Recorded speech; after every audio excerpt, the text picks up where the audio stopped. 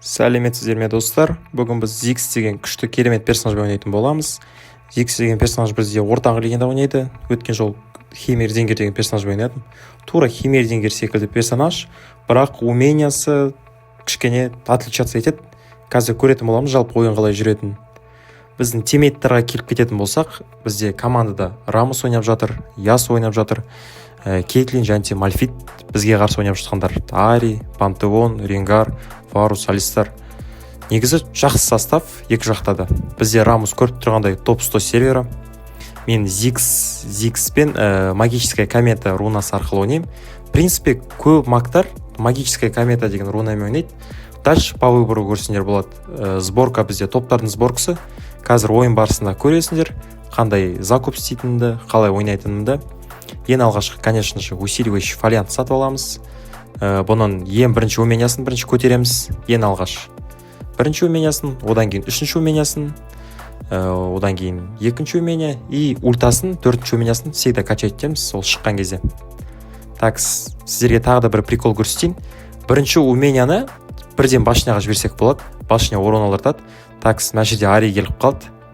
Так, кішкене қашу керек. Өйткені Ари деген өте опасный мактардың бірі. Так, ойынның басында, ойын ортасына дейін негізі фармды ұмытпау керек. Не только ойын ортасында, полный ойын негізі фармнан зависит. Так что бізде противник мықты болғанмен де ешқашан фарм бойынша қалмауымыз керек. Өйткені бұл біздің чемпионымызды реализовать етеді. Так, пока фармить етіп жатырық. Мына жерге қазір бірінші уменияны жіберем. Бірінші умения кетті. Үшінші уменияны көріп тұрғандай кішкентай бомбочкалар пайда болады. Олар бір 5 секунд па 6 секундқа пайда болады. Егер де противник ол бомбочкаларды басатын болса, әрине урон алынады және противник замедленияға түседі. Ал міне көргендей Аридің очарованиясы өте жаман умения, өйткені контрольге бірден түсіп қаласың. Так, бомбочкаларымызды лақтырдық. Так, көріп тұрғандай Зикстің үстінде емес, міне здоровьясының астында сендер бір шкаланы көріп тұрсыңдар, сары шкала. Бұл бізде бірінші умениямыз заряжаться етеді өйстіп уақыт өте келе. Белгілі бір умения лақтырсақ, немесе уақыт өте келе бұл шкала көтеріледі и қызыл болып жанады. Көріп тұрғандай қазір қызыл болып жанылған кезде біздің бірінші умениямыз заряжен болып тұрады, көрдіңдер ме? Бұл заряжен болып тұрған кезде усиленный урон болады. Так, үстінде лесник жүр. Так, біздің Аримыз қашып кетті. Ренгармен төбелесіп жатыр. Ренгар, Рамос бәрі астында жүр. Так, пока чисто фарм істейміз. Оппана, бізге кім? Оппана, почти. Пантеон өте жақсы істеді. Қазір өзі өліп қалмасы мә. Пантеон дұрыс істеген жоқ. Өзінен өзі өліп қалды. Бізге бесплатный галда келді. Қазір базаға барамыз, күшті закуп істейтін боламыз. Бірінші ботинка аламыз. Хп восстановить еттік. Көріп тұрғанда, егер де персонажды басатын болсаңыздар, эмоция пайда болады. Персонажды басасыздар, эмоция жіберсеңіздер болады. Кстати, насмешка ретінде егер противникті өлтіріп тастасаңыз, күшті эмоцияларды жіберсеңіз болады противникке. Так, как обычно, миньондарды үшінші умениямды лақтырамын, одан кейін бірінші умениямен добивать етем в принципе. И взрывты как қашу, бір жерден қашқан кезде немесе қуып жету үшін екінші уменияны қолданам. Өйткені бұл ландшафтардан секіре аласың екінші умениямен. Так, Ари үстіне кетіп қалды, үстінде үлкен замес болып жатыр. Мен қазір өзім фармить етіп тастаймын жерді. Одан кейін үстіге барсам болады в принципе. Менде ультам бар. Зикстің тағы да бір үлкен күшті плюсы, оның ультасы. Бұның ультасы жарты картаны алады. И урон өте үлкен. Қазір көреміз, мына жерде оппана, Пантеон, маған маза бермеді ғой бүгін. Қазір көрейік ақырын. Міне қазір Ариға Ари кішкене қалды, ана миньон мешать етіп қалды, әйтпесе Ариді өлтіріп тастайтын едік. Так, біздің тиммейттер пока таяқ жеп жатыр. Так, Варусты ұстай аламыз ба біз қазір? Варусты ұстай аламыз ба? Астында Пантеон қоймай жатыр. Так, Пантеон өлген секілді. Өз-өзін өлімге обрек. Қазір бірінші умениямды лақтырып жіберем, тиемеген. Так, бірінші умения тиді. Так, Кейтлин өте керемет даблкил жасады. Мына жерде көрейік. Алистар қашып кеткен жоқ па? Жоқ, қашқан жоқ. Мен өзім базама оралайын. Базама деппін ғой, ортаңғы линияма оралайын. Фармды ұмытпау керек. Мына жерде пачка миньондар қаптап кеткен. Рамус көмектесе ме екен маған қазір мына жерде? Такс, фармить етеміз. Такс, 1 миллионды жоғалтып алдық. Үшінші умения. Бірінші уменияны лақтырамыз. Такс, көмектесетін адам бар ма? Мальфит секіресің бе? Жоқ, Мальфит секірмейді секілді. Қазір бірінші уменияны лақтырамыз. Такс, әдемі кетті бірінші умения. Оппана, қайтып очарование-сын жіберді бізге. Бұл жерде қате істедім. Бірден қашып кетуім керек еді негізі. Ариді недооценивать етуге болмайды. Бұл өте қорқынышты персонаж, айтқандай. Егер де 2 умениясын бірдей саған лақтырса, сен өліп қалуың мүмкінсің. Егер мен секілді. Зигс деген негізі қыпсас персонаж ғой. Ол тез өледі. Сондықтан өте абай ойнау керек линияда. Қазір көреміз, Рамус көмектесе ме екен бізге? Рамусқа белгі берейік, мен келе жатым деген. Рамус маған көмегін тие ма? Такс, көмектесе жақсы болатын еді. Қайтып очарованияға түсіп қалдым. Такс, взрывты бастық. Қазір ультамызды көрдіңдер, ультаны жібердік. Мә, керемет, әдемі өліп кетті. Аридің басы үшін бізге 500 алтын берді. Бұл алтын қазір жинап, күшті предметтер сатып аламыз. Ортаға бара жатырық. Қазір көмек бере аламыз ба? Жер дракон жүрген. Дракон уже пайда болды. Рамус, не істейміз, Рамус? Қарсы шығамыз ба? Такс. Зигстің бір жақсы персонаж, бұл артында ойнайды. Тек қана жіберіп отырса болды өз умениясын. Бұған танковать етсе болды бастысы. Өйткені бұның уроны масқара. Жаңа по-тупому өліп қалдым, көріп тұрғандай. Ондай моменттер болуы мүмкін енді. Такс, алтын жинала берсін. В принципе, нормально ойнап жатыр. Пойдет 7-де 12, бірақ олар кішкене ұтып жатыр. Фраг бойынша. Бәрі жақсы болады, өйткені ойын нормально жүріп жатыр. Такс, ультам әлі ашылған жоқ. Егер ультам ашылғанда қазір күшті килл жасайтын ем. Қазір дракон алуға барады олар. Драконға кетіп бара жатыр. Кеттік Ясуа. Бір ассист аламыз ба? Такс, бірінші уменияны жібердік. Бірінші убийство сразу же. Қазір тағы да біреу жіберейік. Екінші дабл килл. Такс, ультам ашылды. Ультаны жібердім. Трипл килл и квадра килл. Жігіттер өте керемет. Міне қандай колоссальный урон. Квадра килл. 4 килл жасау сразу. Өте керемет. Жақсы істедік. Бірінші уменияны жібереміз. Вышканы сындыра аламын бекен. Вышканы сындырып тсек. Такс, фарм. Мына жерге өздеріне көріп тұрғанда мен тотемді всегда үстіне қоямын. Өйткені вражеский лесник қайда жүргенін всегда көру керек, білу керек. Базаға оралайық. Жиналған алтынды қазір реализовать етеміз. Предмет сатып алып. Такс, предметтер сатып алдық. Маған өзім топтағы кез келген бір сборканы ала салам и ақша жиналған сайын соларды сатып ала берем. В принципе, нормально. Такс, бәр ультам откатта пока. Такс, көмектесе аламыз ба біз? Давай. Жібердік. Мына жерге взрыв пакет. Келдер, маны алып тастайық, жігіттер. Партизанский башняны. Такс, өліп кетеді. И Ари өте керемет Ари. Күшті қайтып кетті, қайтып өзін ошибка ұстап алды Ариді. Пантеон да өліп кетті сразу. Пантеон қате істеді, негізі секірмеу керек еді. Бере салу керек еді бізге. Қазір пакетті бастым. 2 миллион жоғалт алдым негізі. Өзім добивать етуім керек еді. Егер сен добивать етпесен, миллионға золото бермейді. Такс, башняны сындыра аламыз беген. Қазір тағы да миллиондар келеді. Пачка. Бұларды ала берейік пока. Башняны сындырсам, қазір сіздерге Зигстің тағы да бір күшті умениясын көрсетсем. Міне уже жарып тастадым. Бұл бізде екінші умения, взрыв пакет. Бұл ландшафт арқылы секіре аламыз, және де вражеский башняны сындыра аламыз. Жаңа көріп тұрғандай, белгілі бір отметкаға дейін жетеді. Взрыв пакеттің суреті шығады. Сол кезде взрыв пакетті жаңағы екінші уменияны лақтырған кезде башня сразу жарылып кетеді. Бұл Зигстің тағы да бір күшті преимуществосы. Осылай, осының арқасында көптеген затты жарғау болады ойында. Башняларды в основном. Такс, Ари, не істей аласың сен маған? Такс, взрыв пакет. Такс, менюді, в принципе, жинап тастадық әдемі. Үстіне замес болады секілді, үстіге барам. Қазір мен ұстап алмасам мына жерде Ари. Ұстап алса өліп қалам бірден. Такс, ультан жеріп көрейік, Пантеон мына жерде жүр. Ой, қашып кетті, сантиметр. Мені күтіп алды. Арида опять недооценили. Қазір мені ұстайды, өлтіреді. Жоқ, уже өлтіріп тастады. Обидно әрине. Негізі ешқашан противникті недооценивать етуге болмайды. Өйткені противник уже алмаздың игроктары бұл жерде там на ошибках белгілі бір ошибка істеп қойсам болды. Сразу өліп қаласың. Так, разящий жезлды аламыз. Ақша бойынша бірінші орында келе жатырық. Полный не бойынша, карта бойынша. Өзім тиммейттарымда вражеский персонаждарға арасында да золотом көп.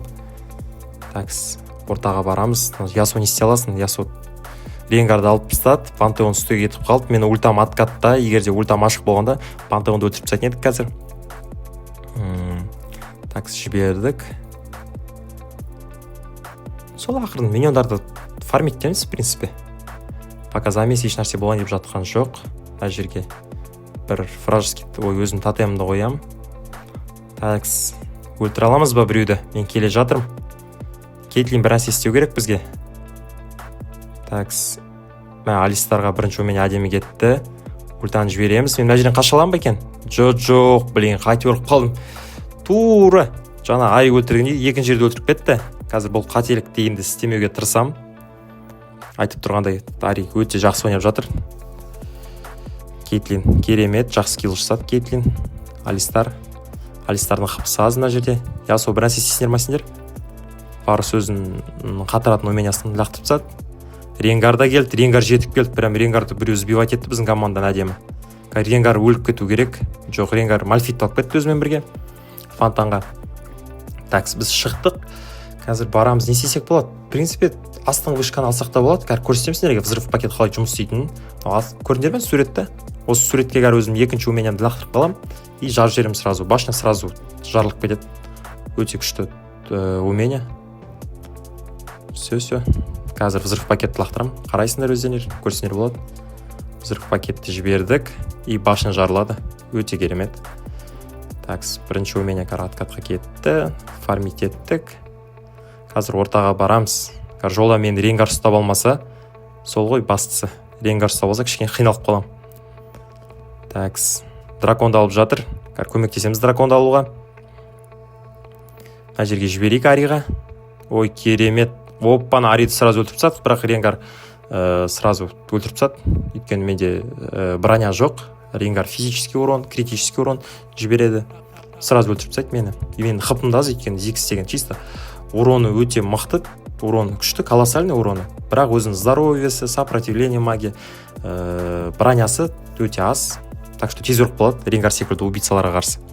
Жаңағы Ари секілді мактарға да қарсы тез өледі.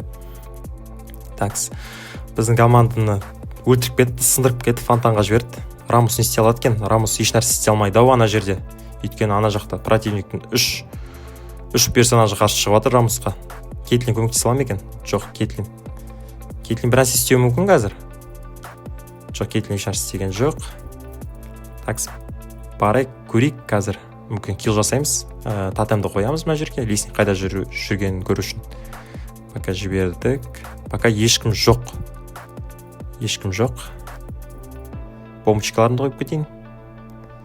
Так, миньондарды аламыз Алистарға. Алистардың бір 10% хпысын алып тастадық. Бір умения тип, бір самый 3 секундта пайда болатын умениямен 10% хпысы керемет. Так, Ясо келе жатыр. Алистарға тағы да 10% хпысын алып тастадық. 10-15%. Қазір бір битва болу керек. Ренгар келе жатыр. Ренгар Ари мына жерде по-тупому өледі. Мен ультамды жіберем.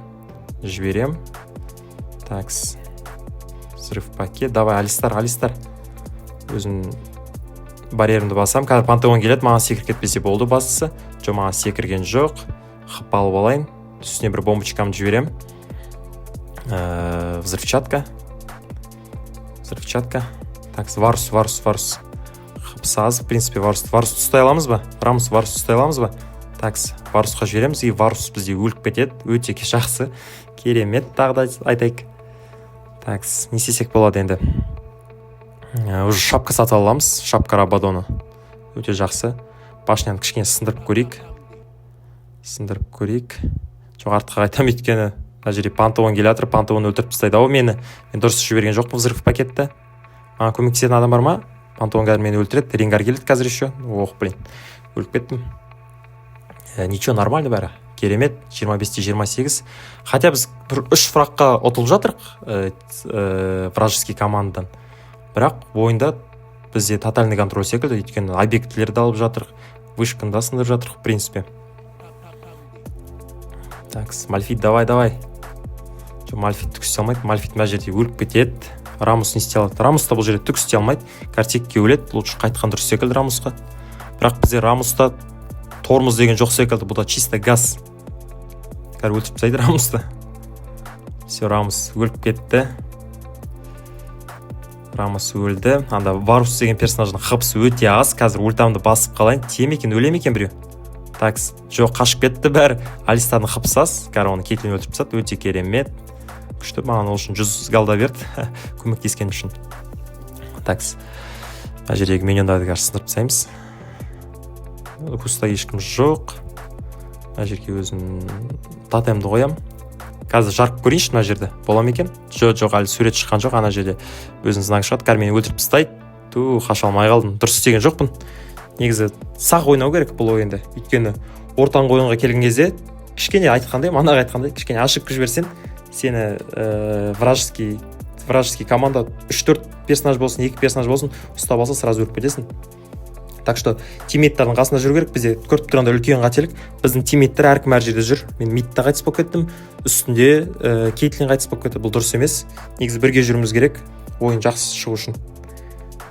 Мальфит мына жерде синийді алып жатыр. 10 секундтан кейін дракон шығады.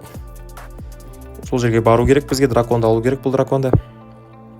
Бұл дракон емес, старший дракон ойдым қателеспесем, иә? Жоқ, ледяной дракон.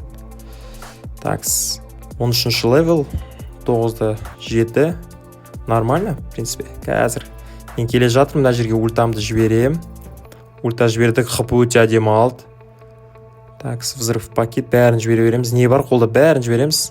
Біздің тиммейттер шашылып қалды. Алистар тие ма саған? Жоқ, тиген жоқ. Тотемді қояйық. Жоқ, пантеонды өлтіріп тастады мен жаңағы кішкентай бомбочкам. Өте керемет. Варусты өлтіре аламыз ба? Варусты өлтіреміз, қарандар. Жіберем. Варус. Мәссаған. Варуста өте по-тупому ойнап қалды, по-тупому өліп қалды негізі Варус. Қазір мына вышканы сындырып тастаймын. Взрыв пакетті қолданбаймыз ау, өйткені вышка тез сынады. Болды, сынып кетті. Үйге қайтамыз, тез убийца сата аламыз қазір. Бізде 3 фонтанда, оларда да 3 фонтанда. Біздің басымызға 100 галда береді. Өте жақсы, стрик бар. 11-де 7. Негізі көп өлдім мен жаңа 3-4 рет өзімнің ақмақтығымның кесірінен өліп кеттім. Ақмақ болғаныма байланысты. Жібердік. Ортаға барамыз. Қазір үстіңгі вышканы алсақ болады, в принципе. Мына жерде көрейік, барон ашорды алып жатқан жоқ па? Жоқ, барон ашорды ешкім алып жатқан жоқ. Бірақ сол жерге жиналып жатқан секілді. Ренгар келе жатыр. Ренгар маған келмейтін шығарсың. Это было бы тупо. Мына жерге ультаны жібере салайық. Ренгар по-тупому өліп кетеді қазір мына жерде. Алистар екеуі. Жібердік. Взрывчатка жарылды. Қазір. Ой, керемет. Рамус, давай ұста. Алистар өліп кетті сразу же. Дабл килл. Давай, Варусты өлтіре аламыз ба? Рамус, делай. Жоқ, Рамус, неге шық, Варус флешкісін басып қалды. Давай, өлтіре аламыз ба? Ой, керемет. Әдемі өлтірдік. Жақсы комбо. В принципе, барон ашорды ала аламыз. Барон ашорды алам екен бірақ. Жоқ, барон ашорды ешкім алғысы келмейді. Рамус синиймен төбелесіп жатыр. Біздің командадағы 3 игрок фонтанда жатыр. Мына жердегі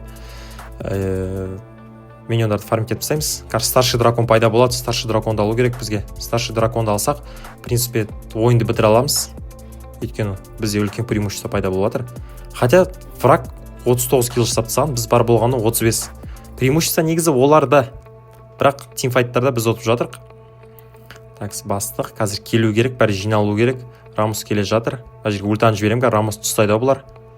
Рамус тұстады, ультаны жібердім. Арийдің жарты беті жоқ. Тағы да бір ойменен жібереміз. Бұл тимфайтта ұтатшы секілдіміз. Өйткені хыплар уже жоқ аналардың. Керемет. Мен ұстай алмайсыңдар. Қашып кеттім. Мына жерде Ари по-тупому өледі. Кейтлин бір ударынан Алистарды өлтіре алам екен. Варус міне Варуста пайда болды. Варуста өліп кету керек. Варус ұстайсыз басты, Варусты ұстаймыз, қарандар. Понк. Мәссаған. Алистарды Варуста өліп кетті. Керемет дабл килл. Болды, қазір старший драконды аламыз и ойынды бітіреді секілдіміз. Вражеская команда. Все, врагтар өздері беріліп жатыр. осылайша ұтып кеттік. Сіздерге мынау обзор Зигgs деген персонаж туралы болды. Егер осы ойын ұнаса, егер ойнамасаңыздар, көрдіңіздер, өте керемет ойын. Жаңағы мен түсірген Хеймердингер деген персонажбен ойнасаңыздар болады, немесе қазір ойнаған Ziggs деген персонажбен ойнасаңыздар болады. Өте оңай персонаждар, тез үйренесіздер. Так, алмаз 3 спака. MVP-ді бізге берді. Жақсы, керемет. Продолжить. Урон қанша урон істеппіз? 51 000 урон. Жақсы, керемет. Даже новый уровень берді бізге. Рахмет достар, сау болыңыздар.